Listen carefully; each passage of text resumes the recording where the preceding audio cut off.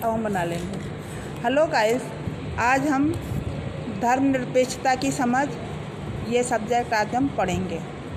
धर्मनिरपेक्षता क्या होती है? किसी भी धर्म के प्रति भेदभाव ना करना धर्मनिरपेक्षता कहलाती है।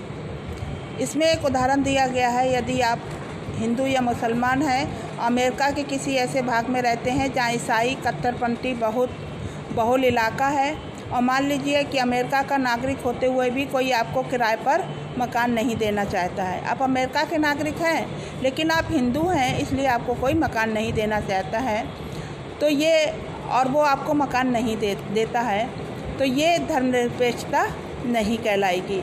अब आप अगर अपने देश में आते हैं और फिर कहते हैं, जो ईसाई लोग हैं उनको कहते हैं कि हम आपको मकान नहीं देंगे, तो ये बदले की भावना हो जाएगी। यानी कि क्रिया के ऊपर प्रतिक्रिया करना बदले की भावना होती है, जो कि धर्मनिरपेक्षता के लिए बदले की भावना रखना जो है वो बहुत ही अधिक विध्वंस को या देश के अंदर गृह युद्ध को जन्म देती है। इतिहास में हमें धर्म के आधार पर भेदभाव या अत्याचार के ऐसे अनेक उदाहरण मिलते हैं कि धर्म के नाम पर लोगों ने भेदभाव किया और बहुत सारे अत्याचार किए, जो कि हमें मुस्लिम समय में बहुत से ऐसे उदाहरण देखने को मिलते हैं। यहाँ पर निरंतर, जैसे कि एक उदाहरण जर्मनी का है। जर्मनी में यहूदियों के साथ बहुत ही अधिक अत्याचार किए जा रहे थे और उन्हें बिल्कुल से समाप्त कर दिया गया था। और अब इस समय इजराइल जो देश है वही कार्य जो है उन्हीं लोगों पर, ईसाई और मुस्लिम देशों पर कर रहा है, जो कार्य कभी उन्हें जर्मनी में हिटलर के समय में उन्हें वह किया गया था और बहुत सारे यहूदियों को बिल्कुल समाप्त कर दिया गया था।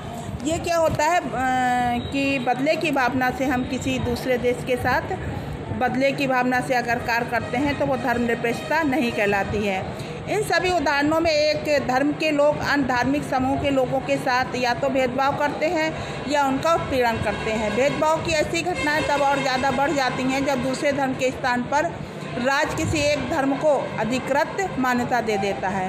अगर किसी एक धर्म को अधिकृत मान्यता दे देता है तो दूसरे धर्म के साथ अत्याचार होना स्वाभाविक है। जिस प्रकार की आप देख सकते हैं कि पाकिस्तान में जो है मुस्लिम धर्म को प्रधानता दी गई है, इसलिए वहाँ पर हिंदुओं के साथ बहुत अधिक अत्याचार होता है। सऊदी अरब में, और एक दूसरा उदाहरण सऊदी अरब का है, सऊदी अरब में गैर मुसलमानों को मंदिर या गिरजाघर बनाने की छूट नहीं है, ना ही इन धर्मों के लोगों को वहाँ पूजा अर्चना के लिए आवश्यक स्थल पर इकट्ठा हो सकते हैं। इन सभी उदाहरणों में एक धर्म के लोग अन्य धार्मिक समुदाय के लोगों के साथ या तो भेदभाव करते हैं, उनका उत्पीड़न करते हैं। भेदभाव की ऐसी घटनाएं और ज़्यादा बढ़ जाती हैं जब दूसरे धर्मों के स्थान पर राजधर्म किसी एक धर्म को अधिकृत मान्यता देता है।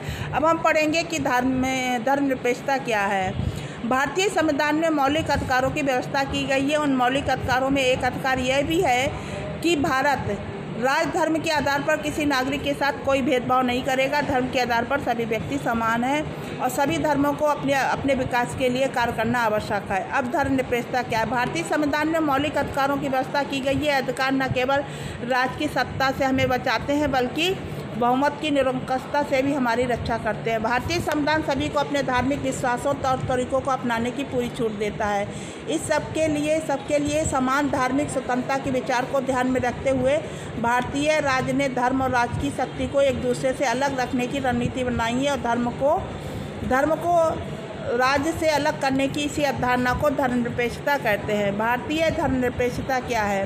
भारतीय धर्मनिरपेक्षता कोई एक धार्मिक समुदाय किसी दूसरे समुदाय को ना दबाए, ये धर्मनिरपेक्षता है, भारतीय धर्मनिरपेक्षता है। कुछ लोग अपने ही धर्म के अन्य सदस्यों को ना दबाएं, यह भी भारतीय धर्मनिरपेक्षता में संविधान में कहा गया है। राज ना तो किसी खास धर्म को घोषणा और ना ही लोगों को धार्मिक स्वतंत्रता छीनेगा, यह भारतीय धर्मनिरपेक्षता है।